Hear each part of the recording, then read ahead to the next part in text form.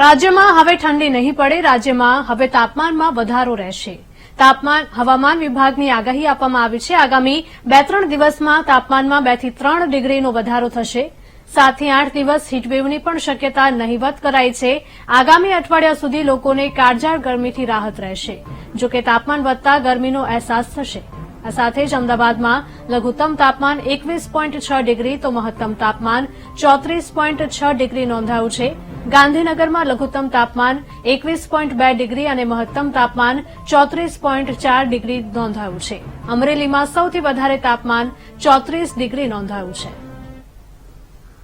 तापमान की न्यूनतम और अधिकतम तापमान दोनों में जो है अगले आने वाले दिनों में जो है 2 से 3 डिग्री की जो है अगले आने वाले 5 दिनों में जो है बढ़ोतरी देखने को मिलेगी. ग्रेजुअल राइज दिखेगा.